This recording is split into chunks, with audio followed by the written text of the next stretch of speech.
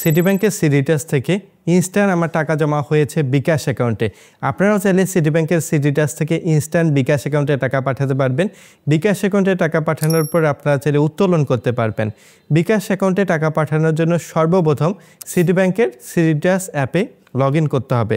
City ব্যাংকের সিডিটাস অ্যাপে log in করার পর বাম পাশে নিচের দিক কর্নারে ট্রান্সফার নামে আইকন আছে, এই অপশনে ক্লিক করে এখানে কিন্তু সর্বপ্রথম বেনিফিশিয়ারি অ্যাড করতে হবে। যে বিকাশ অ্যাকাউন্টে টাকা পাঠাবেন, এই বিকাশ অ্যাকাউন্টে টাকা পাঠানোর জন্য বেনিফিশিয়ারি ম্যানেজমেন্ট অপশন আছে, এই অপশনে আমি ক্লিক করব। এরপর অ্যাড বেনিফিশিয়ারি, যে বিকাশ অ্যাকাউন্টে টাকা পাঠাবো তাকে বেনিফিশিয়ারিতে অ্যাড করতে হবে। অ্যাড বেনিফিশিয়ারি এই অপশনে যাওয়ার পর এখানে ট্রান্সফার টাইপ এই অপশনে ক্লিক করতে হবে। এখানে কিন্তু মোবাইল ওয়ালেট এই অপশনটি সিলেক্ট করতে হবে। মোবাইল ওয়ালেট ট্রান্সফার এই অপশনে যাওয়ার পর নেক্সট আইকনে আমি ক্লিক করব। নেক্সট অপশনে যাওয়ার পর আমি নর্মালি বিকাশ অপশনটি সিলেক্ট করব, যেহেতু বিকাশে টাকা পাঠাবো। এখানে কিন্তু সুন্দরভাবে নিকনেম বসাতে হবে। আপনি যার অ্যাকাউন্টে টাকা পাঠাবেন তার নিকনেমটি বসাবেন। আমি আমার অ্যাকাউন্টে পাঠাবো, আমার নামটি নর্মালি এখানে লিখছি।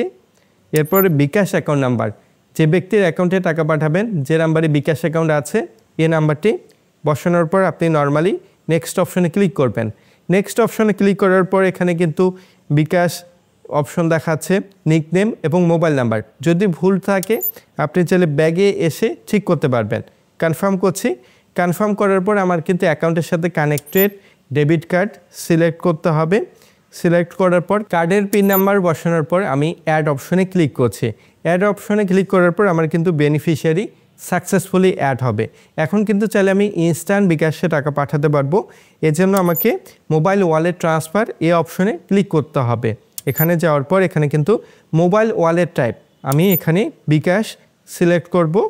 এরপর সিলেক্ট নিকনেম, যে অ্যাকাউন্টে টাকাটি পাঠাবো আমি যে নিকনেমটি সিলেক্ট করেছি এখানে আমার নামটি সিলেক্ট করব। নিকনেমে আমি ইব্রাহিম বসিয়েছি। নিকনেম আপনি যদি একাধিক নিকনেম এখানে বসিয়ে থাকেন আপনি এখানে স্ক্রল করে নিকনেমগুলো দেখতে পাবেন। নর্মালি আমার নিকনেম আমি সিলেক্ট করার পর এখানে কিন্তু আমার নাম, বিকাশ অ্যাকাউন্ট নাম্বার সব কিছু দেখাচ্ছে। এখন আমাকে সিটি ব্যাংকের অ্যাকাউন্ট সিলেক্ট করতে হবে। আমি 321 টাকা ট্রান্সফার করব। এখানে আমার 321 টাকা পরিমাণ বসাতে হবে ট্রান্সফার অ্যামাউন্টে।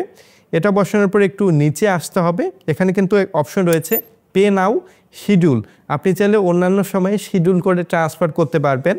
আমি এখানে পে নাও অপশনে ক্লিক করে ওটিপি টাইপ SMS এই অপশনটি দিচ্ছি। আপনারা চাইলে ইমেলেও ওটিপি নিতে পারবেন। এরপর আমি নেক্সট আইকনে ক্লিক করছি। নেক্সট আইকনে ক্লিক করার পর এখানে কিন্তু সকল তথ্যগুলো দেখাচ্ছে, আপনি চেক করে নিতে পারবেন। একটু নিচে এসে আমাকে এখানে কনফার্ম করতে হবে। কনফার্ম অপশনে ক্লিক করার পর আমার মোবাইল নাম্বারে ভেরিফিকেশন কোড আসবে 4 সংখ্যার।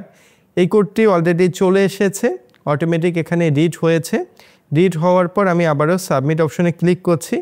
সাবমিট অপশনে ক্লিক করার পর কিছুটা সময় লোডিং নেওয়ার পর আমি দেখতে পাচ্ছি বিকাশ অ্যাকাউন্টে ট্রানজ্যাকশনটি সাকসেসফুল হয়েছে। বিকাশ থেকে মেসেজ পেয়েছি।